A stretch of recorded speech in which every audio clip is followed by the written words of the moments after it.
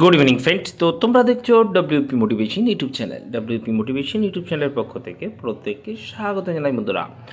তো আজকে তোমাদের কী বিষয়ে ভিডিও করতে চলেছি, তোমরা টাইটেল এবং থাম্বনেল দেখেই অবগত হয়ে গেছো তোমাদের কোন রিক্রুটমেন্টগুলো নিয়ে কিন্তু আজকে কথা বলতে চলেছি। তো আজকের ভিডিওটা তোমাদের জন্য খুবই গুরুত্বপূর্ণ কিন্তু একটা ভিডিও হতে চলেছে। যত গ্রুপ রয়েছে গ্রুপে কিন্তু বেশি বেশি করে কিন্তু ভিডিওটি শেয়ার করবে এবং যদি সত্যি খুব হেল্পফুল মনে হয় একটা করে লাইক করে দেওয়ার অনুরোধ রইল। তো বর্তমানে আমি রয়েছি ওয়েস্ট বেঙ্গল পুলিশের অফিসিয়াল ওয়েবসাইটে। তো সেখানে যে রিক্রুটমেন্টগুলো তোমাদের পরপর রয়েছে সেগুলো নিয়ে আজকে আলোচনা করছি। তো একটা রিক্রুটমেন্ট তোমাদের বলে রাখি, recruitment to the post of sub inspector, sub inspectors Anam band, sub inspector arm band and sergeant in Kolkata police 2023, অর্থাৎ এই যে রিক্রুটমেন্টটা, ঠিক আছে, এই রিক্রুটমেন্টটা তোমাদের 2023 সালে, অর্থাৎ অনেক বছর হয়ে গেল তোমাদের রিক্রুটমেন্ট নিয়ে অনেকে অনেক রকম ভ্রান্ত ধারণা তোমাদের ছড়াচ্ছে, ঠিক আছে। তো বলে রাখি তোমাদের মার্চ মাসেই কিন্তু এর খাতা দেখা কমপ্লিট হয়ে গেছে, ঠিক আছে। শুধুমাত্র ভোটের ডেটটা ডিক্লেয়ার হয়ে যাওয়ার জন্য তোমাদের রেজাল্টটা পাবলিশ করা হয়নি। তো তোমাদের রেজাল্ট এই মাসেই, অর্থাৎ এই যে রানিং মান্থ যেটাই চলছে, মে মান্থ, এই মান্থেই কিন্তু তোমাদের রেজাল্ট পাবলিশ হবে এবং লাস্ট উইকে কিন্তু তোমাদের রেজাল্ট পাবলিশ হতে চলেছে, ঠিক আছে। তো বুঝতেই পারছো যে মাসের শেষ, অর্থাৎ সম্ভবত ঈদ রয়েছে, ঈদের একটা শুভেচ্ছা তোমাদের হয়তো দিতে চলেছে, ঠিক আছে। আচ্ছা, তারপরেই কিন্তু তোমাদের ইন্টারভিউর নোটিফিকেশান চলে আসবে এবং জুন মাসের ঠিক মিডিলের দিকেই কিন্তু তোমাদের ইন্টারভিউ হওয়ার একটা সম্ভাবনা কিন্তু রয়েছে, ঠিক আছে। হয়তো 4 দিনের জন্য একটা নেওয়ার একটা সম্ভাবনা কিন্তু দেখা যাচ্ছে, ঠিক আছে। তো এটুকু বলে রাখলাম। Recruitment to the post of sub inspector Anam branch and sub inspector arm branch in West Bengal police 2024, এই যে এই রিক্রুটমেন্টটার, ঠিক আছে, এটা অনেকে নিয়ে জানতে চাইছে। তোমাদের বলে রাখি, এটারও তোমাদের যে মেন্সের এক্সাম অনেক ইউটিউবে অনেক আগে আমি আপডেট দিয়ে দিয়েছিলাম তোমাদের, এখনও বর্তমানে এটার কোনো প্রসেস শুরু হয়নি। সেক্ষেত্রে নতুন সরকার এখন গঠন হলো, তোমাদের সমস্ত কিছু হবে, তারপরে এর খাতা দেখা বা প্রসেস শুরু হবে। সেক্ষেত্রে ধরে রাখতে পারো পুজোর পরেই, অর্থাৎ এবছরের শেষের দিকে হয়তো তোমাদের রেজাল্ট পাবলিশ হওয়ার সম্ভাবনা কিন্তু রয়েছে, ঠিক আছে।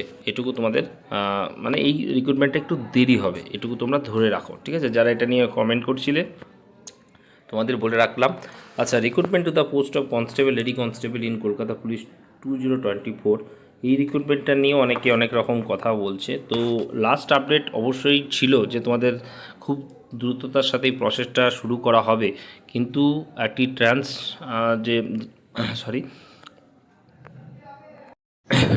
তো ট্রান্সজেন্ডারদের একটি কেস হয়েছে, রিক্রুটমেন্টের উপর আরোপিত হয়েছে। তার জন্য তোমাদের কিন্তু রেজাল্ট এই যে প্রসেস সেটা সম্পূর্ণ এখনও পর্যন্ত হোল্ড রাখা হয়েছে, ঠিক আছে। তো এর রেজাল্টও পাবলিশ হতে দেরি হবে, PM2 এবং PTU হতে কিন্তু দেরি হবে, এটুকু তোমাদের বলে রাখলাম, ঠিক আছে। লাস্ট আপডেট এটা এসেছে, সম্ভবত 4 দিন আগে একটা কেস আরোপিত হয়েছে রিক্রুটমেন্টের ওপর, সেটা হলো ট্রান্সজেন্ডার নিয়ে। তো সেটা যতক্ষণ না শুরু হচ্ছে, এর রিক্রুটমেন্টের কোনো গতি প্রকৃতি কিন্তু বোঝা যাচ্ছে না, ঠিক আছে। Recruitment to the post of constable in West Bengal police 2024, অর্থাৎ এই যে রিক্রুটমেন্টটা, ঠিক আছে, এই রিক্রুটমেন্টটারও তোমাদের অনেকের সবথেকে বেশি প্রশ্ন। তো আমি আগেও বলেছি এই রিক্রুটমেন্টটার রেজাল্ট পাবলিশ হতে দেরি হবে, বারবার অনেকেই প্রশ্ন করছে, অনেকেই জানতে চাইছে। সঠিক খবর যতক্ষণ না পাওয়া যাবে, ঠিক আছে, এটা নিয়ে কোনো সঠিক কিছু আপডেট নেই, ঠিক আছে। এই রিক্রুটমেন্টটার যেটা লাস্ট যে ডেটটা কেসটা উঠেছে, ঠিক আছে, তার যে হিয়ারিং রয়েছে সেটার ওপর তোমাদের রেজাল্ট নির্ভর করছে, এটুকু তোমাদের জাস্ট বলতে পারি। এই হিয়ারিংটা জাস্ট দেখা হবে, যদি কোনো পজিটিভ থাকে তাহলে result will be published as soon as possible, এটুকু তোমরা মাথায় রেখো, এর বেশি আমি বলতে পারবো না, ঠিক আছে। তোমাদের এই যে রিক্রুটমেন্টটার ওপর রয়েছে অনেকের সবথেকে বেশি প্রশ্ন। তো বলে রাখি, এই যে লাস্ট যেটা ডেটটাই যে কেসটা রয়েছে, সেই কেসটার ওপর সব কিছু নির্ভর করছে, এটুকু তোমাদের বলে রাখলাম, ঠিক আছে। আচ্ছা, এবার চলে আসি নতুন বিজ্ঞপ্তি নিয়ে। তো নতুন বিজ্ঞপ্তি আসবে, ঠিক আছে। তো বলে রাখি, জুন মাসের মিডিলের দিকে এই সরকারের একটা বাজেট পেশ হওয়ার কিন্তু একটা সম্ভাবনা রয়েছে। সেই বাজেট পেশের পর রিক্রুটমেন্ট নিয়ে যে অ্যাকচুয়ালি কীভাবে রিক্রুটমেন্ট করা হবে, সমস্ত যে একটা যে কনসেপ্ট সেটা কিন্তু তারপরে আরোপিত হবে। অর্থাৎ তোমাদের যে নতুন ভ্যাকান্সি সেটা যে পাবলিশ হতে কিন্তু একটু দেরি হবে, ঠিক আছে, এটুকু বলে রাখি। এবার জুন মাসে ধরো তোমাদের যেটা মিডিলের আশেপাশে হয়তো 16, 17, 18 তারিখের মধ্যে হয়তো হওয়ার কথা রয়েছে। সেক্ষেত্রে তোমাদের বাজেট পাসের পর তারপরে কিন্তু রিক্রুটমেন্টের যে মানে যেমনভাবে আসবে সেই মতো কিন্তু রিক্রুটমেন্টগুলো হবে। তবে বলে রাখি ডব্লিউপির ইতিহাসের কিন্তু সবথেকে বড় ভ্যাকান্সি কিন্তু আসবে, ঠিক আছে। এই সরকার কিন্তু তোমাদের সেইভাবেই কিন্তু রিক্রুটমেন্টগুলো করবে। তার যে একটা প্রয়োজন, একটা সরকার হাউট করে আজকে 3-4 দিন হলো গঠন হওয়া, তারপরে তারা একটু সময় দিতে হয়, তাই না? সব কিছুর একটা পরিস্থিতি নিজের মতো করে আনতে গেলে একটু সময় প্রয়োজন। সে একটু সময় তোমাদের দিতে হবে।